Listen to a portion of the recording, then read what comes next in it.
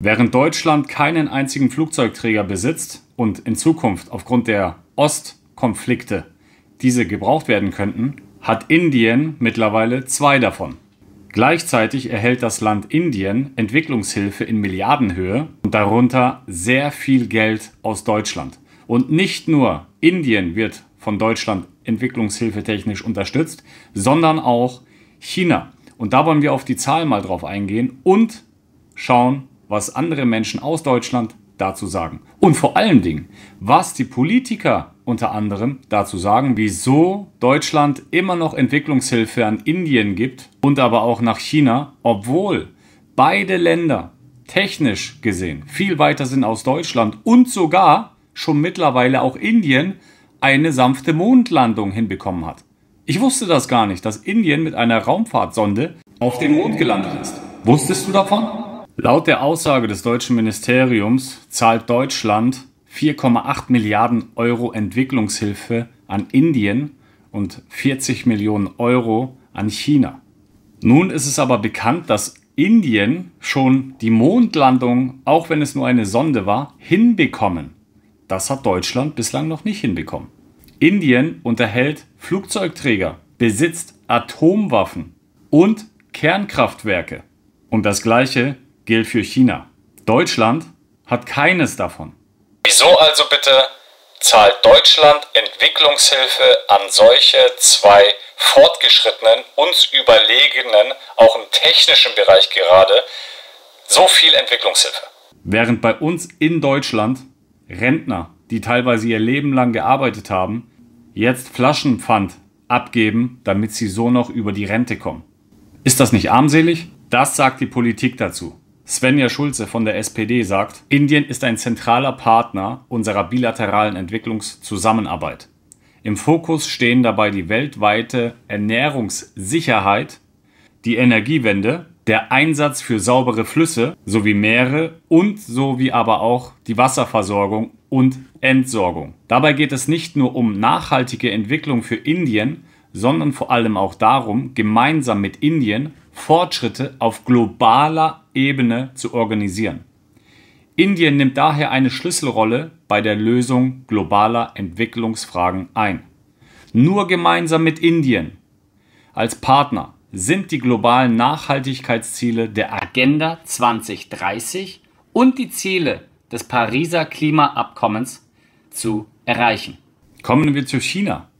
Das Bundesentwicklungsministerium behandelt China bereits seit 2010 faktisch nicht mehr als Entwicklungsland. Dennoch gehen Millionen nach China. Die noch bestehende Zusammenarbeit des BMZ mit China konzentriert sich auf die gemeinsame Bereitstellung sogenannter globaler öffentlicher Güter, jetzt halte ich fest, wie etwa auch der Klimaschutz und Erhalt der Biodiversität. Auf den Austausch zu Standards und Regularien in der Entwicklungszusammenarbeit und einzelne Kooperationen zugunsten von Drittländern. Ich denke, dass jeder weiß, dass die deutsche Bundeswehr zur Landesverteidigung aktuell nicht so stark geeignet ist. Man könnte auch sagen, in einem desolaten Zustand sich befindet. Und dementsprechend, wenn man schon so kritisch Richtung Osten schaut und so viele Gelder Richtung dem Feind gibt, von dem Feind, dann sollte man sich doch erstmal vielleicht auf sich selbst fokussieren, damit man eventuell feindliche Angriffe selber abwehren könnte. Mittlerweile ist der Druck der NATO allerdings infolge des Krieges in der Ukraine so erhöht worden, dass auch hier die finanziellen Mittel lockerer genommen werden. Doch es gibt einfach andere Umstände, die beleuchtet werden müssen. Und dazu gehört einfach die Entwicklungshilfe, die ganzen Gelder, die von Deutschland in die gesamte Welt hinausgetragen werden. Denn wie wir es ja gerade gesehen haben, Indien fliegt zum Mond, hat Atomwaffen, China auch. Und dennoch geben Milliarden an Entwicklungshilfe an solche Länder. Gerade dort, wo es überhaupt gar keine anscheinend Bedürftigkeit gibt. Indien in dem Fall hat zum Beispiel den ersten indigenen Flugzeugträger, die INS Vikrant, in Dienst gestellt und gehört aber zeitgleich zu den größten Empfängern deutscher Entwicklungshilfe. Das südasiatische Land Indien besitzt mittlerweile 2 Flugzeugträger, 2 schwimmende Festungen, während die deutsche Marine nicht einen besitzt. Und ein ähnliches Spiel läuft eben in China ab. Man könnte auch annehmen, die Gelder werden genommen, um das eigene Militär, um die eigene Landesverteidigung zu stärken und Feinde abzuwehren. Dafür nimmt man dann gerne Entwicklungshilfe an.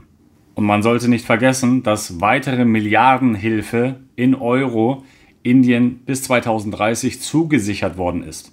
Welcher Grund hat das? Dieses Geld soll in den ominösen Klimaschutz fließen. Geld, was Indien anscheinend dann nicht mehr hat, weil es das Geld, was sie vielleicht selber irgendwie erwirtschaften, nicht in den Klimaschutz geht, sondern eben in die Waffenindustrie und in die Selbstverteidigung.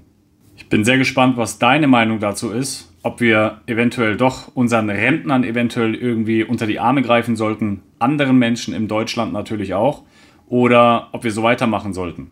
Lass gerne deine Meinung da und wenn dir das Video auch gefallen hat, lass den Daumen nach oben da, teile das Video, teile diesen Kanal und gerne, falls du es noch nicht gemacht hast, darfst du auch gerne natürlich ein kostenloses Abo dalassen und die Glocke aktivieren, damit du nämlich kein einziges Video mehr hier verpasst.